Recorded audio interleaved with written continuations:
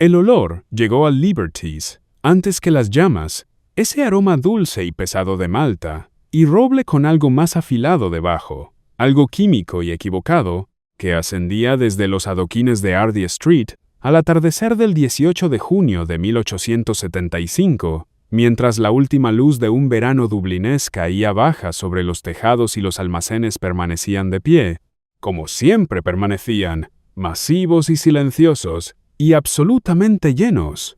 Dentro de los almacenes afianzados del complejo de whisky de Jones & Son, en algún lugar de los pisos superiores donde los toneles más antiguos reposaban en la oscuridad particular de una larga maduración, un barril había comenzado a fallar. El espíritu se desplazaba a través de la madera que nunca debió tocar.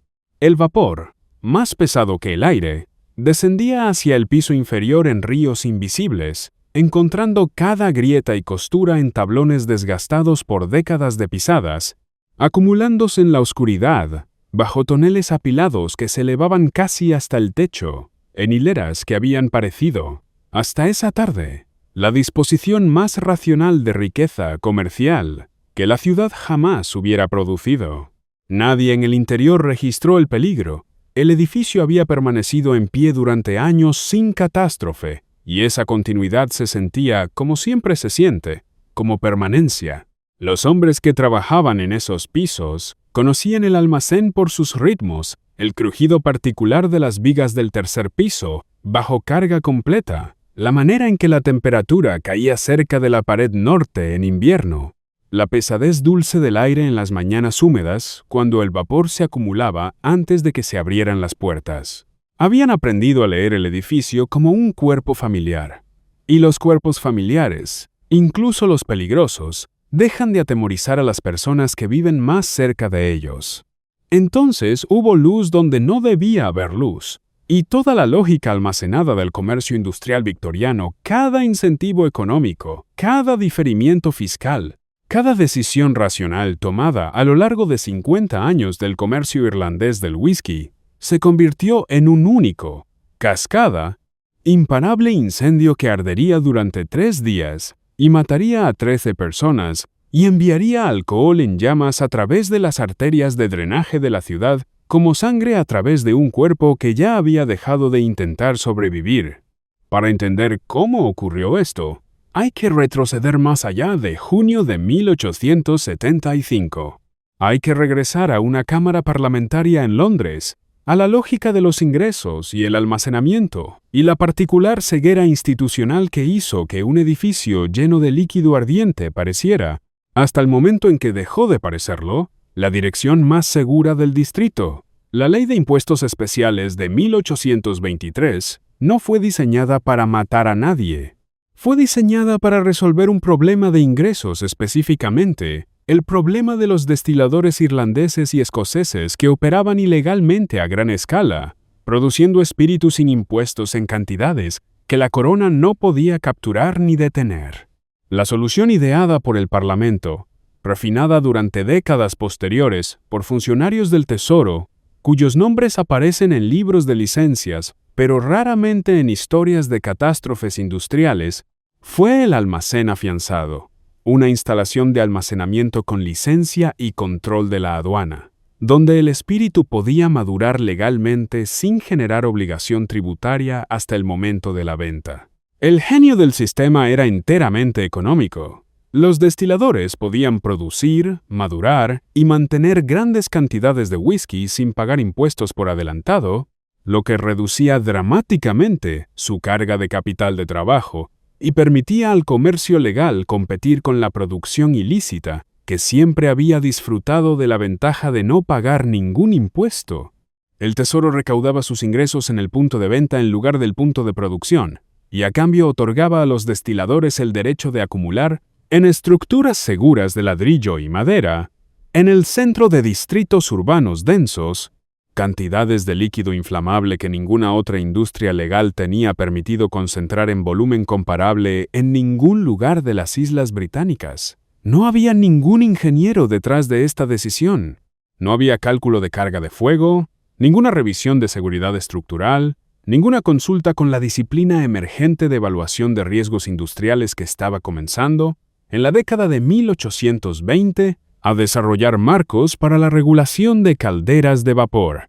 Había un asiento contable, una tasa de licencia y un conjunto de protocolos de llave y candado que definían el almacenamiento afianzado enteramente en términos de seguridad de ingresos, no de riesgo estructural o térmico. William Gladstone, entonces canciller del Exchequer, revisó los impuestos sobre bebidas espirituosas en 1860, estimulando aún más los volúmenes de producción y almacenamiento en las industrias irlandesa y escocesa simultáneamente, sin ninguna enmienda acompañante a los estándares de construcción de almacenes, ni ninguna instrucción a HM Customs and Excise para considerar si los edificios que albergaban este inventario creciente estaban construidos para las cargas que se colocaban dentro de ellos. El sistema que protegía los ingresos de la corona había creado, por elegante lógica fiscal, la mayor concentración individual de líquido inflamable en la Gran Bretaña urbana, instalada en vecindarios ya densos con trabajadores, conventillos y calles estrechas por las que apenas podía pasar un carro de bomberos a toda velocidad. En el distrito de Liberties de Dublín, el almacén afianzado había sido una característica del paisaje urbano desde las primeras décadas del siglo XIX. El Liberties, un nombre que llevaba peso legal histórico de las antiguas franquicias municipales de la ciudad medieval, era el hogar tradicional de los oficios industriales de Dublín: tejeduría, maltería, destilación, elaboración de cerveza. Los grandes nombres de la destilación irlandesa tenían sus raíces aquí. La familia Power operaba sus obras de whisky en Thomas Street. La destilería Rowe en Mount Street había sido, en su apogeo victoriano, una de las más grandes del mundo por capacidad de alambique. Jameson bebía de la misma profunda tradición de producción de pot still dublinés. Estas no eran operaciones pequeñas. Eran empresas industriales de verdadera escala, que empleaban a cientos de trabajadores, generando ingresos de exportación que hacían ricos a sus directivos y económicamente significativo a su distrito, de maneras que les daban peso político cuando surgían conversaciones regulatorias. Para la década de 1850 y 1860, a medida que la industria irlandesa del whisky expandía dramáticamente su comercio de exportación, la infraestructura de almacenes de Liberties había crecido junto a ella, añadiendo pisos a estructuras existentes y presionando vigas de piso de madera a tramos y cargas que sus constructores originales no habían especificado para el almacenamiento de espíritu a las densidades que ahora se estaban alcanzando. La lógica de construcción no era negligente según los estándares de la época, era simplemente económica. Las paredes de ladrillo a menudo de un solo espesor, suficientes para soporte estructural pero proporcionando mínima separación real contra incendios entre estructuras adyacentes, eran estándar. Los pisos y vigas de madera, más baratos que la piedra o el hierro, eran universales en todos los edificios industriales del distrito. El apilamiento de barriles 3 y 4 toneles de altura era rutinario, una práctica que maximizaba la utilización del piso y se había realizado miles de veces sin fallo estructural, lo que la hacía sentir no solo aceptable, sino obviamente correcta. Ningún código de construcción del período especificaba una carga máxima de combustible por pie cuadrado de área de piso para edificios de almacenamiento con licencia. Ninguna regulación abordaba el riesgo térmico acumulativo de apilar barriles de whisky hasta el techo a través de múltiples pisos de una estructura con vigas de madera. Estas omisiones no eran descuidos en el sentido convencional. Eran la consecuencia natural de una arquitectura regulatoria diseñada para prevenir el robo, no para modelar la propagación del fuego, a través de un almacén de espíritu de varios pisos, bajo condiciones de fallo de barriles y acumulación de vapor a bajo nivel. Jones & Son operaba varios almacenes en el complejo de R.D. Street, y su almacenamiento representaba una operación legalmente impecable según todos los estándares entonces vigentes. Sus instalaciones tenían licencia de HM Customs and Excise, Un oficial de aduana estaba estacionado para monitorear el acceso y asegurar que no se produjera ninguna extracción no autorizada de existencias afianzadas. Ninguna llama abierta estaba permitida dentro del almacén afianzado por reglamento, una norma tomada en serio y aplicada con el genuino compromiso institucional que la protección de ingresos exige cuando el interés fiscal de la corona está en juego. Las regulaciones que rigen la instalación eran explícitas, documentadas e inspeccionadas regularmente por oficiales cuyos informes, conservados en los registros administrativos de aduanas e impuestos especiales, describen instalaciones encontradas en orden adecuado. Aquí está el primer giro, y es el motor central de todo lo que sigue. Las mismas características que hacían del almacén afianzado, la estructura más legalmente controlada del distrito del Liberties, las puertas cerradas, la supervisión de aduanas, la prohibición de llama desnuda eran características diseñadas enteramente para prevenir el robo y la evasión fiscal, no para prevenir incendios. El riesgo que abordaban esas regulaciones era la fuga de ingresos. El riesgo que dejaban completamente sin abordar era el térmico. Cada barril que reposaba legalmente en ese edificio, cada tonel que maduraba bajo licencia de la corona a través de estaciones de lluvia dublinesa y calor veraniego, expandiéndose y contrayéndose a través de ciclos de temperatura que trabajaban las duelas de madera contra sus aros de hierro durante años de paciente química, estaba acumulando energía potencial que la arquitectura regulatoria del Estado británico no tenía ningún marco para reconocer, medir ni limitar. La dirección más segura del Liberties albergaba la sustancia más peligrosa de la ciudad, y los protocolos de seguridad que la gobernaban habían sido escritos por recaudadores de impuestos, no por ingenieros. Para principios de la década de 1870, la industria irlandesa del whisky estaba en el apogeo de su prestigio comercial global. El whisky irlandés de Potstill comandaba precios premium en Gran Bretaña, Estados Unidos, Australia y en todo el Imperio Británico, y los principales destiladores dublineses William Jameson, John Power, George Rowe, producían a volúmenes que mantenían cada almacén afianzado con licencia en el Liberties cerca de su capacidad máxima durante todo el ciclo de maduración. El incentivo económico para llenar cada pie cúbico con licencia de almacenamiento afianzado no era sutil. Era la expresión directa y racional de un mercado en crecimiento operando en su propio pico lógico.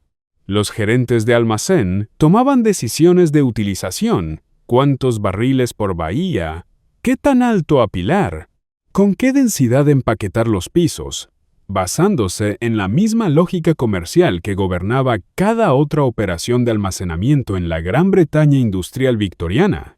Maximizar el potencial de ingresos del espacio disponible, porque el espacio costaba dinero ya fuera que estuviera lleno o vacío, y el espacio vacío era una forma de desperdicio que ninguna empresa competitiva podía permitirse aceptar sin justificación. No existía ningún mecanismo, regulatorio o institucional, para traducir la creciente densidad de espíritu almacenado en un riesgo de incendio recalculado. Ningún ingeniero visitaba los almacenes afianzados para calcular el contenido energético de su contenido por metro cuadrado de área de piso. Ningún inspector de seguros traducía los ajustes de primas en recomendaciones estructurales.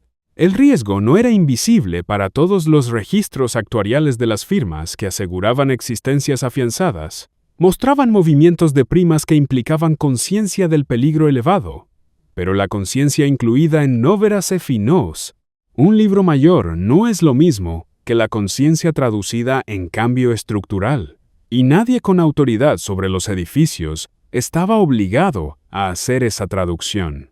El ecosistema a nivel de calle de Ardee Street y los bloques circundantes había evolucionado a lo largo de décadas, hasta convertirse en algo que los observadores urbanos del período no habrían descrito como peligroso, porque la ciudad victoriana aún no había desarrollado el vocabulario conceptual para describir la acumulación de riesgo industrial en distritos residenciales como una categoría de riesgo cívico que requería gestión proactiva. Los almacenes estaban junto a las malteras. Las malteras estaban junto a las viviendas de conventillo. Las familias trabajadoras, jornaleros, tejedores, los pequeños comerciantes de la economía de Liberties vivían a 50 metros de estructuras de varios pisos que albergaban volúmenes de espíritu que, si se encendían, producirían temperaturas y caudales que ningún carro de bomberos de mano de la época podría abordar. La Brigada de Bomberos de Dublín, operando en 1875 con equipo y personal dimensionados para incendios de edificios victorianos ordinarios, no tenía protocolos para una catástrofe de combustible líquido que se alimentaba a sí misma de un depósito medido en decenas de miles de galones. No había tuberías de agua a presión en el distrito de Liberties. Cuando la brigada necesitaba suministro sostenido de agua, necesitaba proximidad al Liffey o a cisternas estáticas que no podían reabastecerse a ninguna tasa que se aproximara a la tasa a la que el espíritu ardiente las consumiría. Los hombres de la brigada no estaban mal entrenados ni poco comprometidos. Estaban equipados para un tipo diferente de incendio, en una ciudad que había decidido, sin tomar formalmente esa decisión, que el tipo de incendio que realmente podía ocurrir en el Liberties no era una categoría por la que valiera la pena prepararse. El vecindario había crecido alrededor de los almacenes como si estos fueran características geológicas fijas permanentes, benignas, simplemente allí. Cuando esos almacenes finalmente ardieron, la propia geografía del vecindario se convertiría en parte del mecanismo del fuego. Sus calles estrechas canalizando el calor, su sistema de drenaje transportando llamas, sus densos bloques de conventillos atrapando a residentes que habían asumido que el paisaje familiar permanecería habitable. Los incidentes menores en los distritos de almacenes afianzados de Dublín no eran desconocidos en las décadas anteriores a 1875. El espíritu se filtraba de barriles que envejecían. Los toneles fallaban en sus juntas en días húmedos de verano. El vapor que se acumulaba invisiblemente a nivel del piso había sido detectado por trabajadores con suficiente experiencia para reconocer su olor y responder abriendo puertas y ventilando antes de que cualquier fuente de ignición pudiera encontrarlo. Estos incidentes habían sido gestionados, y su gestión exitosa había hecho algo sutil y corrosivo al entendimiento institucional del riesgo que representaban. Había hecho que el riesgo se sintiera acotado. Cada incidente que se resolvía sin catástrofe contribuía a una memoria operacional que tenía el efecto contrario al previsto. Cada pequeño incendio que no se propagó confirmó a los trabajadores y gerentes y oficiales de aduanas que lo experimentaron y sobrevivieron que el peligro era real pero manejable, que la atención humana y la respuesta rápida eran contramedidas suficientes. Los casi accidentes no se registraban en ningún registro centralizado. No se analizaban en busca de patrones. Se resolvían y olvidaban, dejando atrás solo el residuo de falsa confianza que el sesgo de supervivencia siempre deposita. La tarde del 18 de junio comenzó como otras tardes. El complejo de RD Street se asentó en su rutina nocturna, el oficial de aduanas completando sus rondas, el vigilante nocturno tomando su puesto, los barriles reposando en su oscuridad ordenada, como habían reposado durante miles de noches anteriores, sin incidente. En algún lugar de los pisos superiores de almacenamiento, un barril estaba fallando de una manera que difería de fallas anteriores solo en su momento y en su proximidad, a condiciones que fallas anteriores no habían encontrado simultáneamente. El espíritu corrió a través de una duela comprometida. Encontró la pendiente del piso y se movió. El vapor se acumuló más rápido de lo que la ventilación podía dispersarlo. En un edificio que estaba cerrado con llave, por regulación, precisamente para prevenir el acceso no autorizado, lo que también impedía el tipo de circulación casual que podría haber limpiado la atmósfera antes de que alcanzara una concentración peligrosa. La fuente exacta de ignición nunca fue establecida definitivamente por la investigación subsiguiente. Los testigos describieron un destello repentino visible a través de las ventanas del piso superior. Algunos relatos situaban al vigilante nocturno cerca del edificio en el momento de la primera ignición. Otros sugerían que el descubrimiento inicial llegó de un transeúnte en Ardee Street, que vio luz donde debería haber oscuridad y corrió hacia ella, que fue el último acto racional posible en el tiempo disponible. En lo que el testimonio coincidía era en la velocidad. El fuego se estableció con una totalidad que precluyó la intervención.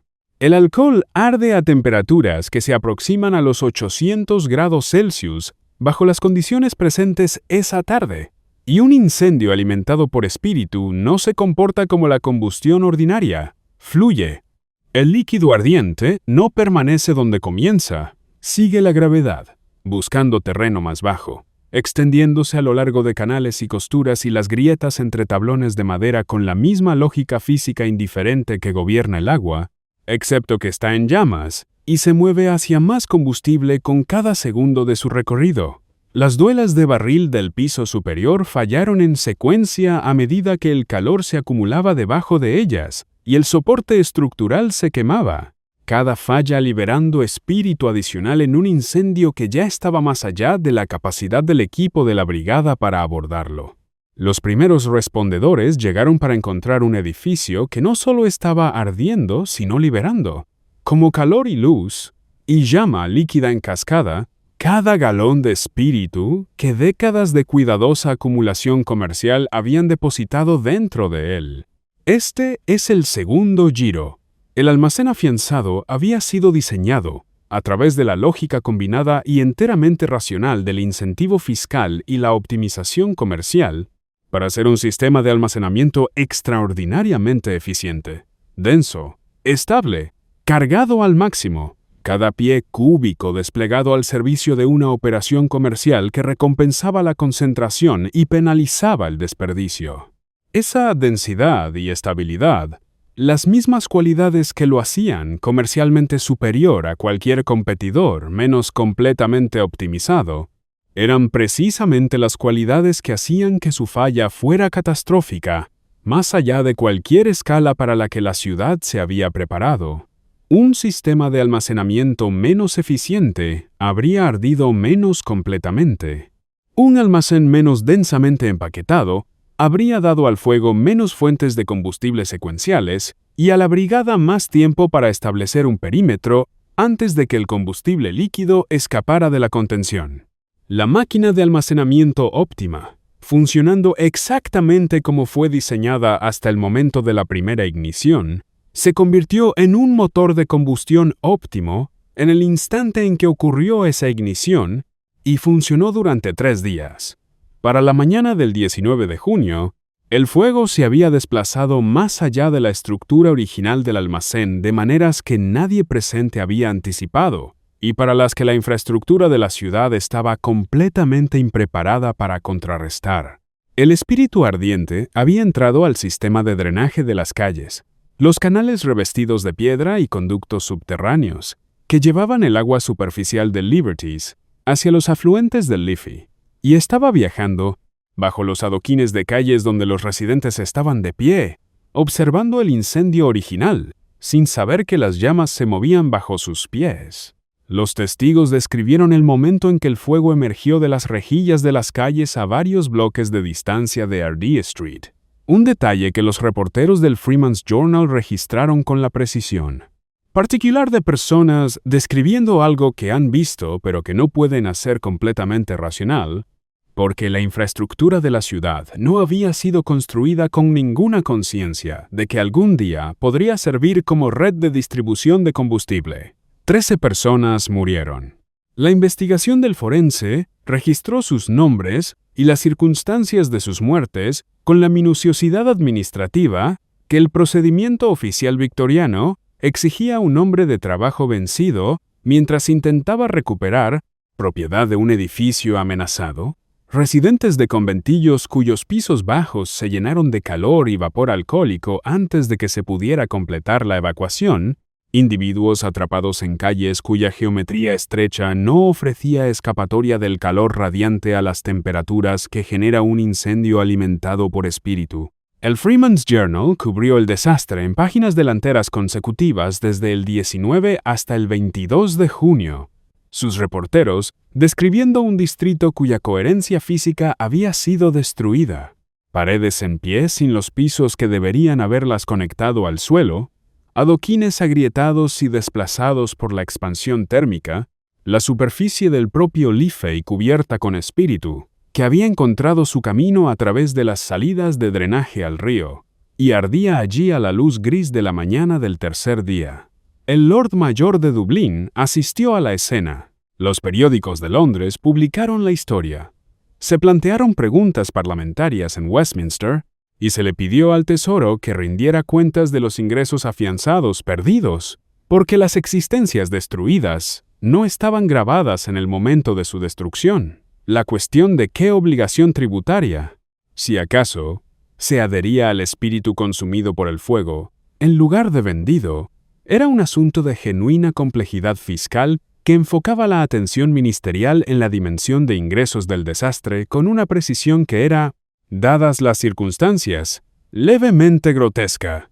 Los tasadores de seguros llegaron con sus cuadernos y su lenguaje medido y sus documentos de póliza que habían sido escritos, como las regulaciones de aduanas habían sido escritas, para abordar una categoría diferente de riesgo a la que acababa de incinerar un distrito de la ciudad. La investigación se convocó a finales de ese verano. Sus conclusiones fueron metódicas, se tomó testimonio de los testigos, se trazó el origen y propagación del fuego a través de las pruebas disponibles, y las muertes fueron formalmente atribuidas a accidente fortuito. Este es el tercer giro. La investigación midió los escombros, estableció la secuencia con las herramientas disponibles para un procedimiento legal victoriano que examinaba evidencia física después del hecho. Lo que no hizo lo que ningún organismo institucional, en las consecuencias de junio de 1875, estaba constituido para hacer, fue examinar el sistema que había producido las condiciones para el desastre. Ninguna recomendación emergió de la investigación, de las preguntas parlamentarias o de la encuesta de daños de la Corporación de Dublín, que abordara las condiciones de ingeniería fundamentales que el incendio había expuesto. La densidad de almacenamiento de espíritu permitida bajo el sistema de almacén afianzado, la ausencia completa de cualquier estándar de carga de fuego para estructuras de almacenamiento con licencia, la inadecuación de la infraestructura de bomberos de la ciudad relativa a la amenaza térmica planteada por almacenes de espíritu comerciales a escala. La densidad de almacenes afianzados del distrito de Liberties no varió sustancialmente en los años siguientes al incendio. El marco regulatorio que rige el almacenamiento de espíritu con licencia siguió siendo idéntico al marco que había gobernado el complejo de Ardee Street de Jones & Son la tarde del 18 de junio. Otros almacenes continuaron operando bajo condiciones estructurales idénticas, llenados a densidades comparables, atendidos por oficiales de aduanas aplicando los mismos protocolos de acceso e ingresos, inspeccionados, según los mismos estándares que habían encontrado las instalaciones de Ardee Street en orden adecuado antes de que el fuego las redujera a escombros. La industria de los seguros ajustó sus cálculos de primas. La Brigada de Bomberos de Dublín recibió, a lo largo de los años siguientes, modestas mejoras de equipo que un comité de la corporación había recomendado como mejoras generales a la capacidad de extinción de incendios de la ciudad. Estas mejoras eran reales, incrementales y completamente desconectadas de cualquier análisis de las condiciones específicas de incendio que acababan de matar a 13 personas a 2 calles de distancia de una de las destilerías más grandes del mundo. La reforma llegó sin fuerza, sin especificidad estructural, sin ningún mecanismo para traducir la catástrofe documentada en estándares de ingeniería aplicables para los edificios cuya función comercial hacía posible la catástrofe. En los años siguientes a 1875, sin embargo, algo cambió que ninguna medida de reforma había logrado. Y cambió no por acción institucional, sino por física comercial. La industria irlandesa del whisky comenzó a perder la competencia que había asumido que estaba ganando.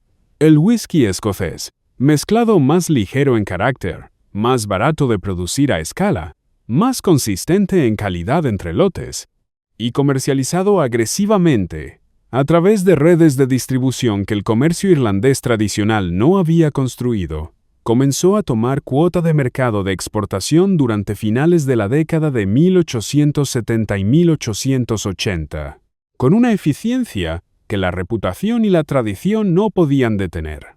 El mercado estadounidense, entre los mayores consumidores de espíritu irlandés en su apogeo victoriano, se contrajo a través de sucesivas perturbaciones económicas y desapareció casi por completo con la prohibición en 1920.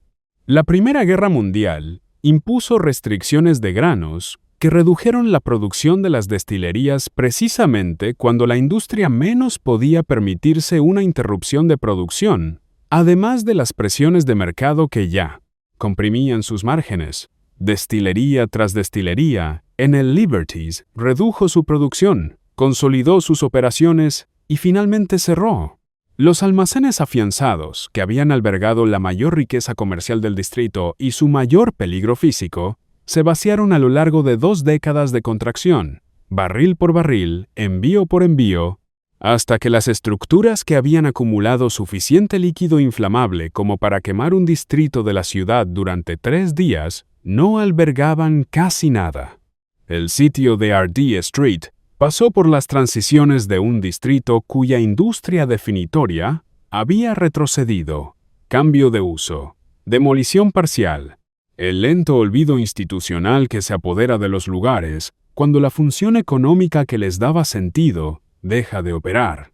La concentración de espíritu inflamable que había acumulado durante 50 años de expansión se disolvió no a través de acción regulatoria o rediseño de ingeniería, o ninguna decisión institucional deliberada de abordar el peligro que el Fromia incendio había revelado, sino a través de la lenta asfixia comercial de la industria, que había hecho racional la acumulación en primer lugar. Los distritos whisky de Liberties no terminaron con una proclamación regulatoria.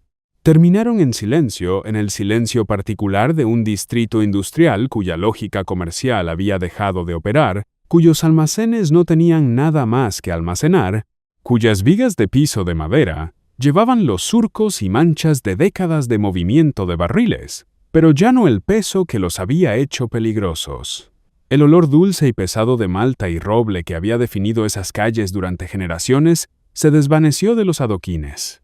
El vapor que alguna vez se había acumulado invisiblemente a nivel del piso en las tranquilas tardes de verano se disipó en el aire ordinario de Dublín. El incendio de junio de 1875 no había cambiado el sistema. Lo había documentado con 13 muertes y 3 días de alcohol ardiente, y una superficie fluvial brevemente iluminada por llamas, y luego la documentación había sido archivada y el sistema había continuado hasta que la industria que lo sostenía se quedó sin razón económica para existir. Los almacenes permanecieron en pie por un tiempo, vacíos y enfriándose. Luego dejaron de estar en pie.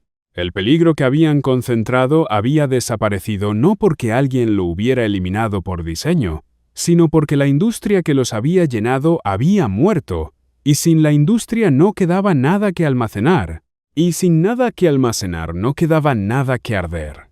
El Liberties se quedó en silencio. El zumbido del comercio que había hecho posible el incendio se apagó.